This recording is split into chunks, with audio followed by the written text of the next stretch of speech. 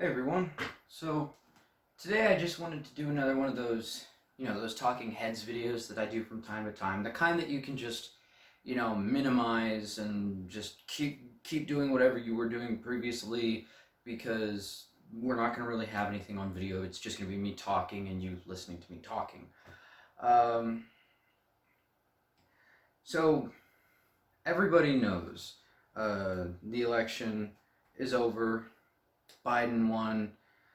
Um, Thankfully, Biden won, and by a bit. He took 4 swing states, so there's that, mine included. Um, it's it feels great to know for the first time my vote counted for something. That feels awesome. That really does feel awesome. So the thing I wanted to talk about today, since the election and everything is in the rearview mirror, um, I've been seeing, a lot of articles, a lot of posts on social media about do we forgive the Trump supporters or can we save the Trump supporters? And some of them take it a step further and say like, can we save the souls of of white racists? And the answer uh, that all of them, like the conclusion that they all come to when after asking those questions, is usually no. And I think that too. Um,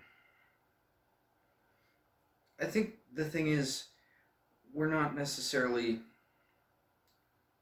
we're not really asking the right question. Like, can we save someone's soul? Is even if you're the person who believes in that kind of thing, I'm pretty sure that people have to save their own souls. I'm pretty sure that's kind of the whole point. And the other big question is, can we can we change the mind of a Trump supporter, a staunch Trump supporter? And I'm pretty sure the answer to that question is absolutely not. Because to give you some examples of some encounters of Trump supporters in the wild that I've had, um, because I live in Pennsylvania, a very rural purple state, and since Trump supporters obviously are just people, since they're just people, they're everywhere, and there's all different kinds of them. Because I meet them in school. I've met them at work.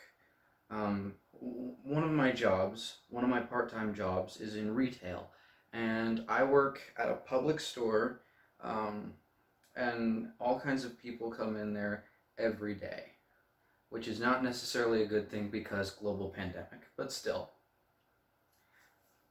And there's someone in there with a Trump 2020 hat or a Trump 2020 shirt every day, and obviously, I give them the same, uh, exactly the same service as I would anyone else, given the chance, because, like I said, they're just people.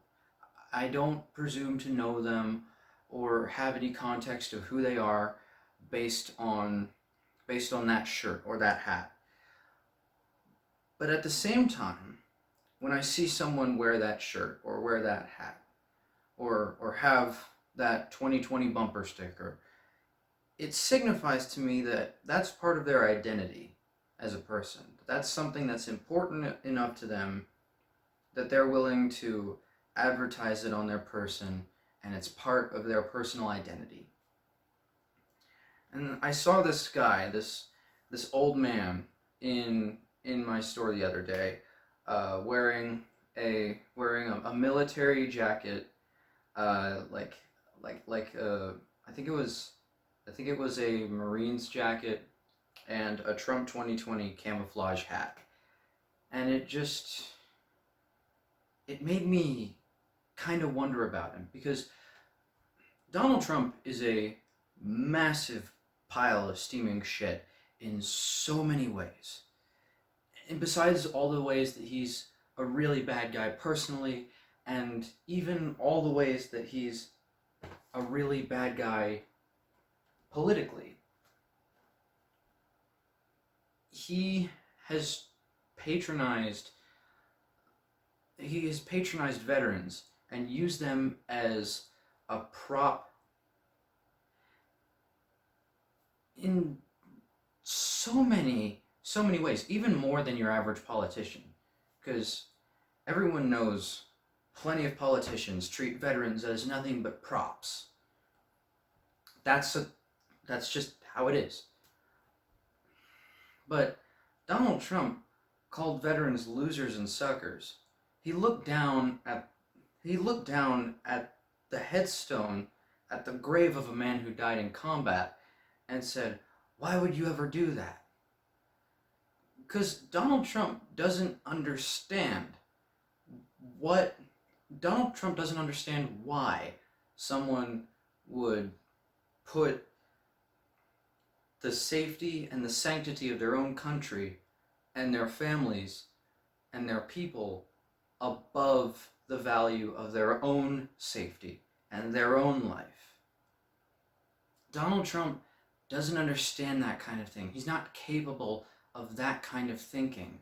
That's why he ran from the draft. That's why he ran every time he had a chance to be a hero. And so when I see that old man with that Marine's jacket and the American flag patched on his shoulder and the Trump 2020 hat,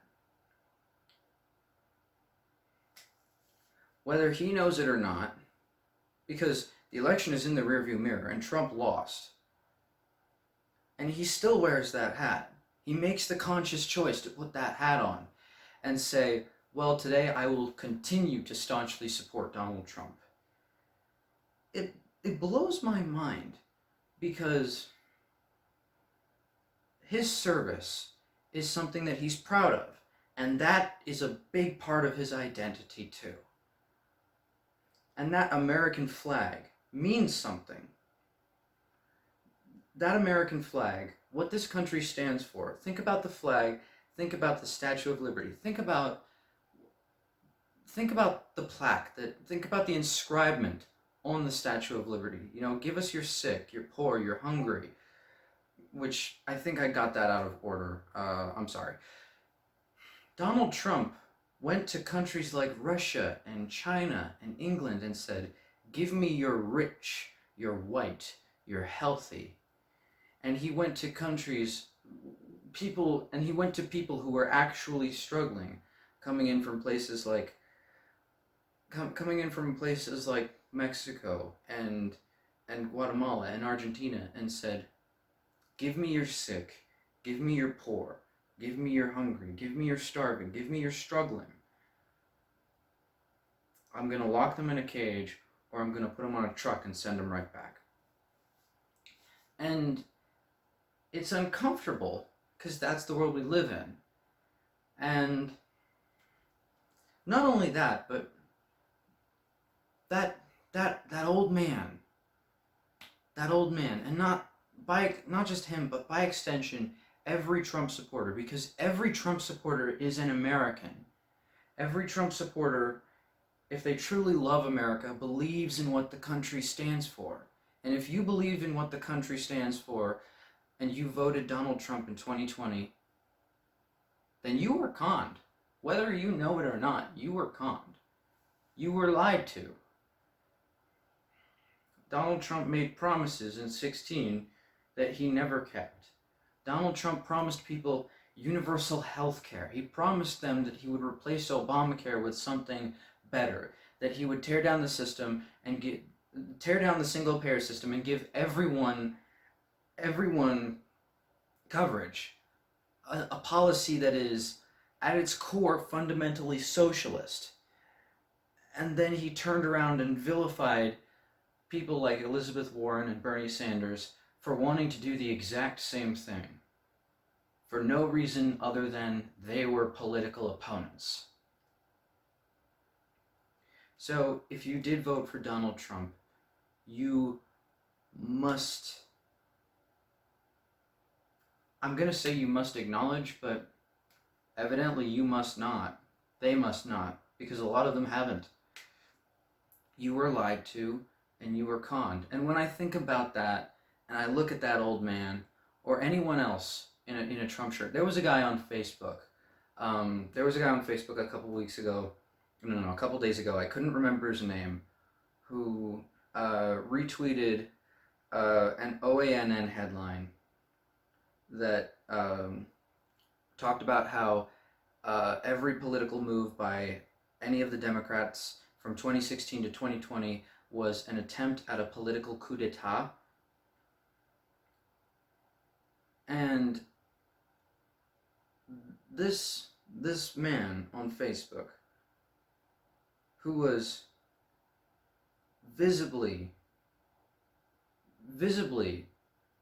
of South American descent, and his wife, who was visibly of African descent, and their child, who was visibly of both. And it's not, he didn't repost it. I said retweet the first time on Facebook. He didn't repost it like ironically. He posted it and shared it with his friends, agreeing with it.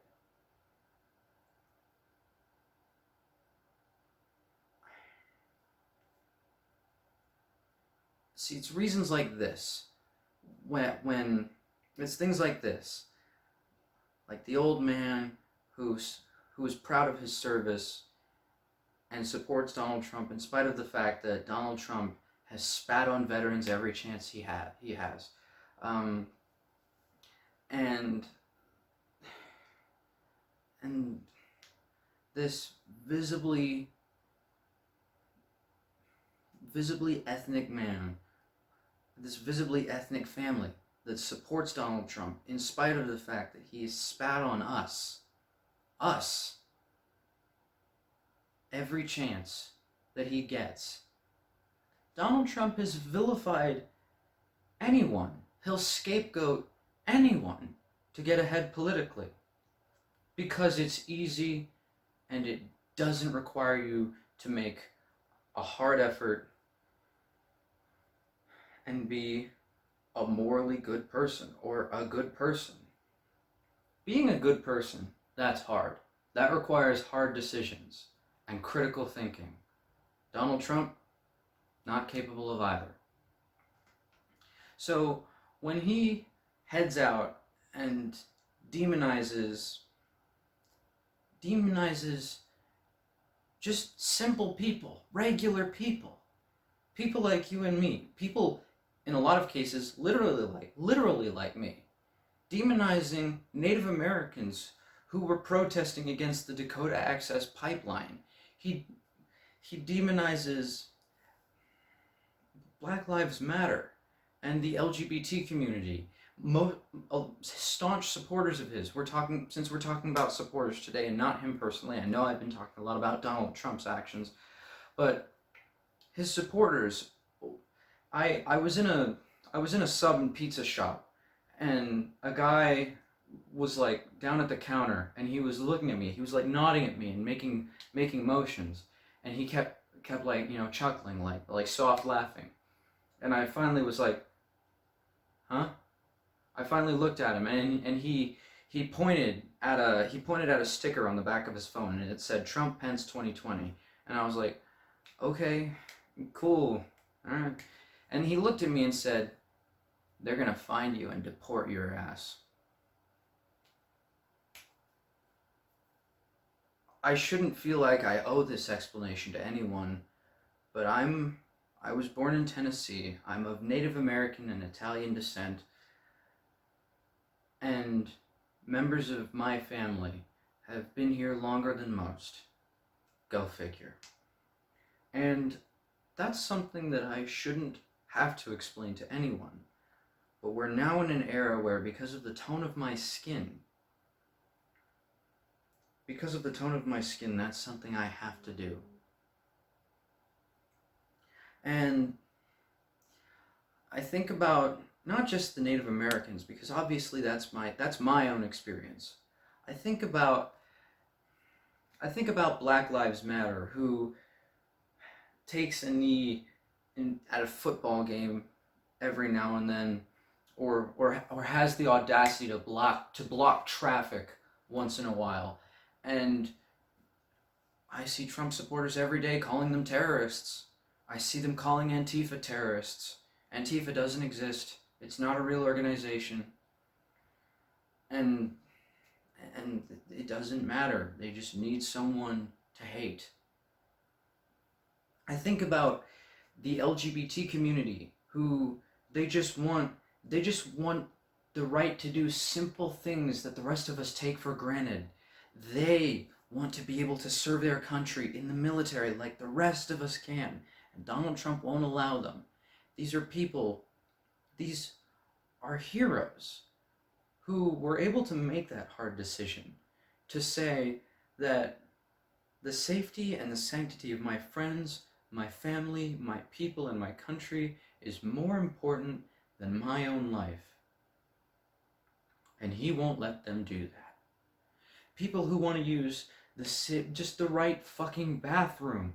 People who want to use the right bathroom. That's something that I get to do every day, and I don't give it a second thought, because it's something that I take for granted, and it's something that I bet a lot of you take for granted too. And they'll be called child molesters if they want to use the right bathroom, because that's always the argument now, is that if a transgender man wants to go in a women's bathroom and he identifies as a woman now and he looks like a woman, that he must be a pervert. And that's just, it's toxic in every way, in every explanation, in every sense. It's a toxic way of thinking. And I don't just think about, going back to Black Lives Matter, what are they protesting? Why do they block traffic? Why do they kneel?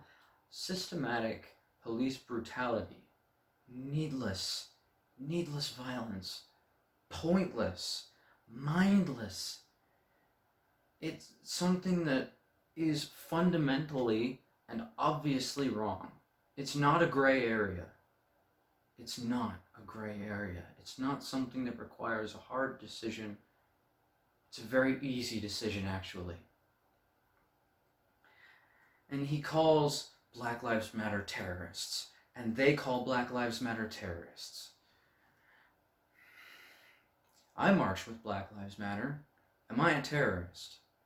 But then again, I was born Native American to parents who both participated in the American Indian movement because they wanted rights for their people and they fought for rights for their people. And so I was probably already born on a terrorist watch list, any way you slice it.